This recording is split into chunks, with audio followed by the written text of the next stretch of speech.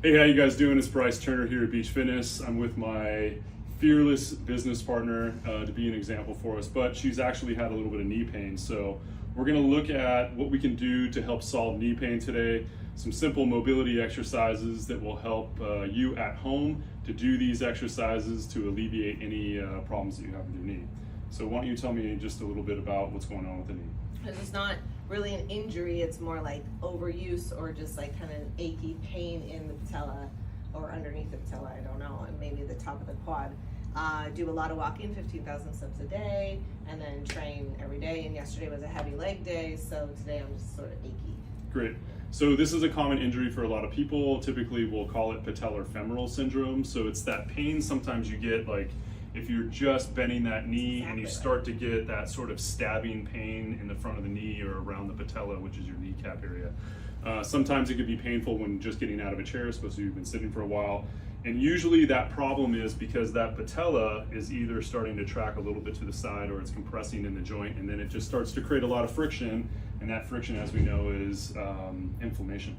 And so if it starts to inflame too much or it starts to affect the soft tissues, that becomes painful after a period of time.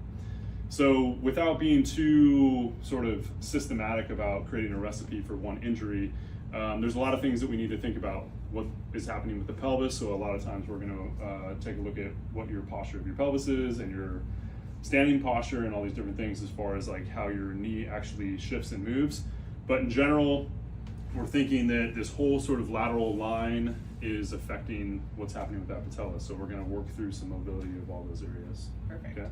Okay, so we've taken a position on the floor. We're going to go through a series of stretches. These stretches are going to kind of work from the pelvic area in this sort of lateral glute area, and then we're going to work down the IT band towards the knee. The IT band has that link to the patella, which a lot of times if things are a little shifted out of place, either from the pelvis or the tissue gets tight, that's going to create a lot of these different problems for the knee. So we're going to do a glute stretch first, so go ahead and lie down. So in the lying position, she's going to make sure her spine is straight, her spine is flat, and we're going to do a figure 4 stretch, which a lot of people know how to do. We're going to put a little bit of a fascial twist on it to make sure that everything goes into tension. So having the right side be the problem, she's going to cross that right leg over. We're going to bring the left knee towards the chest, both hands around that thigh. We want to try to keep the head and the shoulders and the spine flat to the floor. So if you're a little tighter at home or this is hard to get into a stretch position, you can put a little pillow underneath the head to make sure that you're stable in the neck area. So once we pull this knee towards the chest, we want to make sure that both of the ankles are flexed so that the little toes are pulling back towards the knees. And as we pull that thigh towards the same side shoulder, she can now leverage with this right elbow to turn this right knee away from her chest. So she's pulling the thigh towards her, she's turning the knee away from her, her spine is flat, the chin is in. She's trying to keep her eyes looking down just to manage tension through the whole body. She can even lengthen a little bit through the crown of the head. And then she's breathing through the stretch, and as again, she's trying to pull this thigh towards her, and now try to press that pelvis down into the floor to add a little more tension to this leg. So that knee is pressing away, the pelvis is pressing down, the leg is pulling towards the chest, the spine is long. 30 seconds usually, 3 times in a row is a proper stretch here, and we can do that definitely on both sides because that will help both hips, but that will be one of the beginning stretches that we want to do for this series. Okay, the next stretch in our series, we want to work with the TFL. That TFL is our tensor fasciae lata, which is a small muscle on the front side of our hip. That muscle helps with hip flexion, all of that. It's actually a tensor for the whole IT band. So if that muscle gets really tight, it can affect sort of the hip mechanics, the pelvic mechanics, and then also create a lot of accessory tension down into that knee area. So what we want to do is she's on the one knee position, her front leg is wide and a little bit forward just to make sure that there's a good stable base underneath us so we don't fall over. She's going to pivot on this down knee and slide her foot inward, and that creates a little external rotation of this thigh. So the thigh is turning outward. She's gonna tilt her pelvis underneath her, so that would be a posterior tilt, or we're thinking about the belt buckles trying to come up and the tailbones trying to go underneath. And we should start to feel some tension in the front here, you feel that? Yeah. So we have this bony structure on the front of our pelvis. It's like we wanna lift that bony structure up away from our thigh as we kind of tuck that underneath us. Now with our offside hand, we can just kind of help to stabilize our body. Take your right arm and just take it over the top of your head, yep, like so. And she's gonna basically side bend a little bit just to create a little bit of tension in the upper part of the body. And now I want her to press her pelvis forward and slightly sideways to try to stretch this area of the front side of the hip. So she's tucking, she's trying not to lean back too far, tuck underneath, and then try to push that out to the side, and you feel that stretching in that area. If it's really tight, you'll feel sometimes that tension going all the way down into that quad or thigh area. So again, we're gonna hold this stretch for about 30 seconds, 3 times on each side if we need to. Otherwise, we can just focus on that problem side. Our next stretch in this series is gonna be to stretch the quad out. And a lot of us should be familiar with this stretch. Sometimes we nickname this stretch the couch stretch because we can have something behind us like a wall, a bench, a chair, the couch to help support our foot up in position.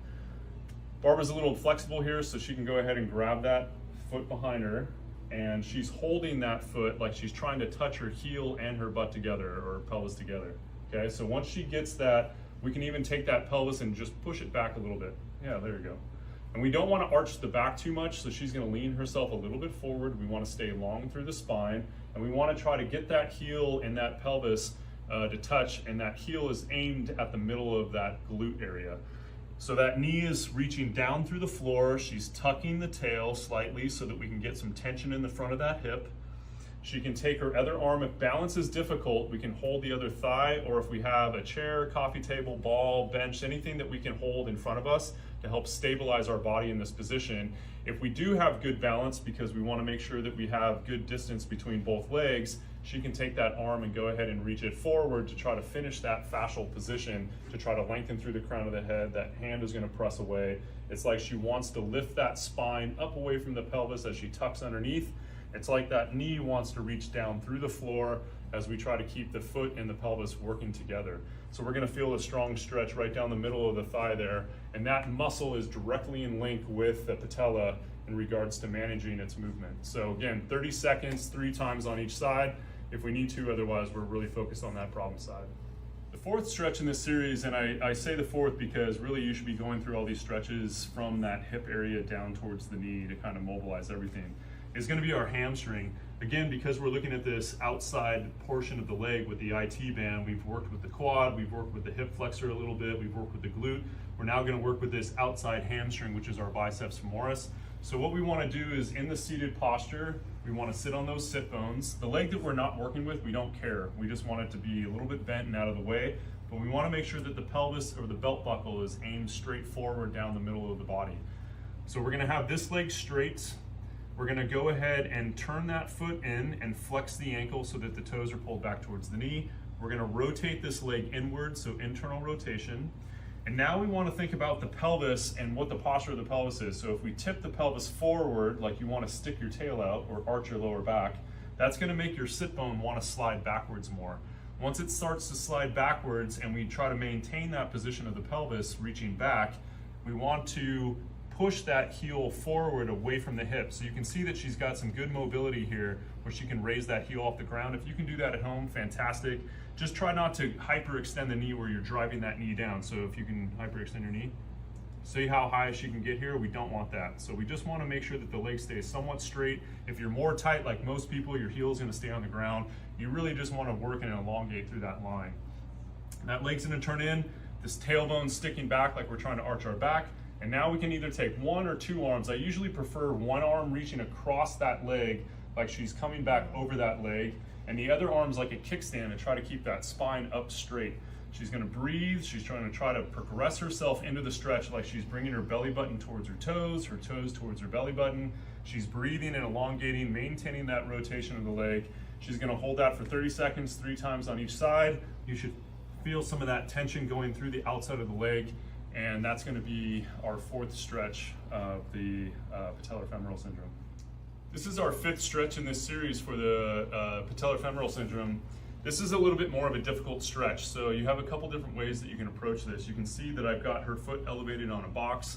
Whatever you have at home, you can use even a pillow. We just need something to elevate that foot up. So we want to take both hands to the ground.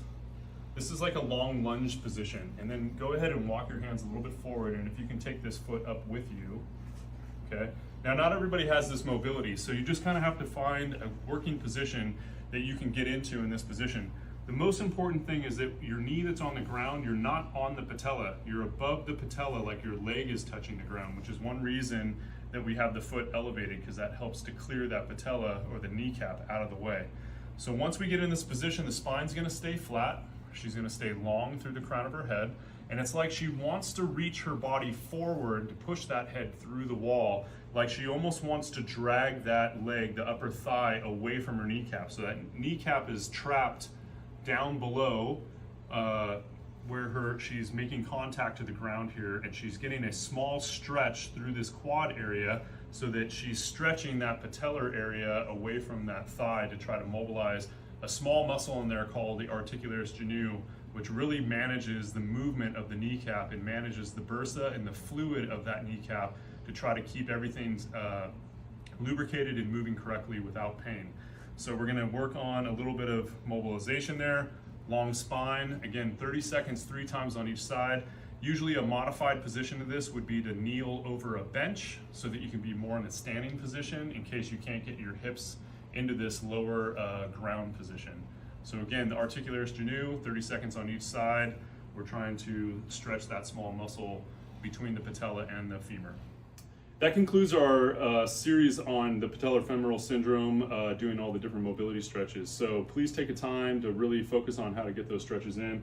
How does the knee feel? It does feel better, especially this one we did all the stretches on. Now this leg feels a little tight. I'm gonna have to go and repeat everything on the other side.